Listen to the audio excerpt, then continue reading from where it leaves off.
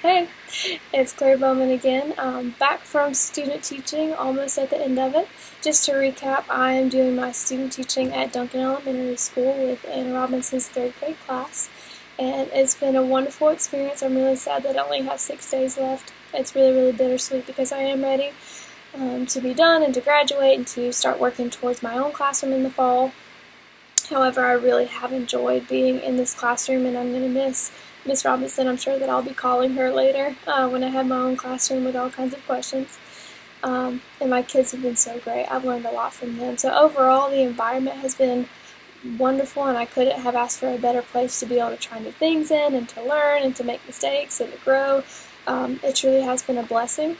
But again, the purpose of this video is to compare with the video that I made before student teaching as far as what my expectations were for the classroom environment to how it actually was. And to preface this, again, I did spend the past semester in this classroom. I was there for 2 days a week. So when I made the video beforehand, I mentioned that I felt like I already knew or had a good idea of what it was going to be like with my students as far as my relationship with them and how they would respond to me and how I would work with Miss Robinson. And so throughout my student teaching experience, I felt like those expectations were pretty well met. Of course, as in anything in student teaching or teaching at all, there were some surprises and some bumps in the road that I didn't expect, but they were all really great because they taught me things. But the purpose of this video is just to talk about that, to talk about what it was versus what I thought it was going to be. But again, as far as my relationship with the students, I expected that they would respect me and that they would treat me like just another teacher, and they did. I would say that I felt like I had a good rapport with my students and that they would listen to me. They didn't have an issue when it would bounce back from Miss Robinson to me as far as who was teaching and who was instructing. They pretty much responded to either one of us. And sometimes they would know certain things, ask Miss Robinson, but then they would come to me and ask me things. So I felt like they treated me like a teacher, which is really, really helpful. I'm really happy that I was able to build that relationship with them. And then my relationship with Miss Robinson was great. I love her. Couldn't have asked for a better cooperating teacher. As far as managing student behavior, I mentioned in the previous video that Miss Robinson doesn't have a cookie cutter behavior management system in her classroom, like a clip up or clip down chart.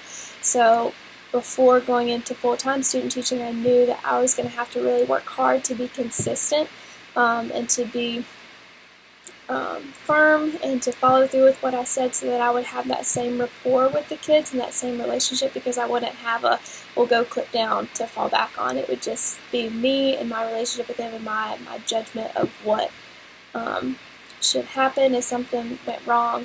But something that I tried to do was to clearly state my expectations for their behavior and then clearly state what the consequence might be and give warnings, because I think they're children, so they need a warning. They should be held accountable. But with things like talking, I would say, okay, we're getting a little chatty, let's bring it down. And then I might say, okay, if we still continue to talk, those of you who are being too loud, we will have silent lunch, and we would write names on the board just to really set it in stone and to be consistent. But I always tried to make sure that I was verbalizing that before I actually did it, and then I also tried to make sure that I was being fair and that I wasn't holding certain kids who might cause a little bit more trouble to a higher standard or targeting them. I tried to treat them all equally as best that I could, and overall I felt like they respected me. I never had a lot of issues with classroom management just because they knew what the expectations were, and if they didn't follow it, I tried to be firm and consistent. So if I said it, then I was going to follow through with it. If I said that we were going to have silent lunch if we couldn't do this, then we would have silent lunch and they would understand that. One thing that I did was I would have them line up again. If they ran like they knew they weren't supposed to do, then we would have to go back to our seats and we would have to line up. So I tried to be consistent and to hold them accountable and to have a respectful relationship with the students. So I feel like overall the managing student behavior was pretty much what I thought it would be. And I feel pretty good about that. Obviously it's a struggle for everybody. It's something that all of us need to learn more about, especially me. But I feel pretty confident about how I handled it this past semester. As far as the environment went, I expected it to be comfortable, and it was. As far as my relationship with Ms. Robinson and my relationship with the students, I felt very comfortable with them. One of my expectations is that the students would work well with one another and that they would act responsibly with one another. That is the one that really threw me for a loop. Sadly, we had a bump in the road this semester where 4 of my kids ended up getting suspended for saying and doing some very sad and inappropriate things with one another. So that was definitely a hard thing to see and a wake-up call, and it wrecked my brain a little bit just because these are my 3rd grade babies, and the things that they were talking about and knew about, I was blown away and very surprised. I didn't expect it from these kids, and so while I hate that that happened, I'm glad that I experienced it because, one, it taught me that I need to be aware and to not put anything past students and to really make sure that I'm being thorough and that I'm paying attention. And it also taught me how to give grace because when these students came in, I knew that I couldn't, even though they seemed different to me in my heart, I couldn't treat them any differently. I mean, there were repercussions and we had to do things like keep the kids separated and they had to earn back responsibilities, but as far as me loving them, I couldn't have treated them any different because kids only learn from people that they know that love them. So it taught me how to deal with that. Didn't love it, but I'm glad that I learned from it, so it was just not a good situation. But, you know, stuff happens and you roll with it and you go with it, and the experience was great despite all of that. And I also learned how to catch students up when they've been suspended. That was a doozy, trying to make up for the work that they missed and this and that, and having to rethink when I shaped my groups. You know, couldn't have these kids together. So it was definitely something that I learned from, and it was something that I did not expect. So there's one for you. That kind of ties into the respectful culture. That wasn't exactly an example of students respecting each other, but overall the rest of the class was pretty respectful with one another.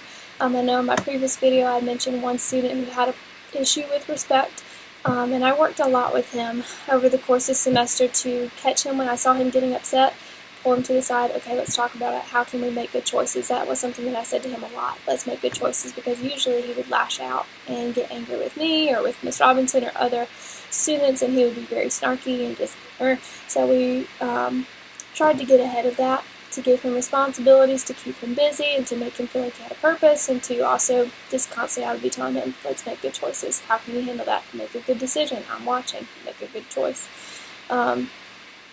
So that was a respectful culture as far as the students with each other. Going into it, I felt like they would respect me pretty well, and they did. Of course, when I really started taking over, there were times where they might try and stretch their rope with me and try and see how far they could push me, but again, I tried to be consistent. But overall, I felt very respected, and I felt like I was treated as another teacher. But I mean, any teacher has to deal with behavior management issues, so I definitely learned a lot there. But overall, I felt like the student teaching experience was great, and that I did have a pretty good idea, but of course there were some things that threw me for a loop. So overall, it's been a really great experience, and I'm very thankful for it. Thank you.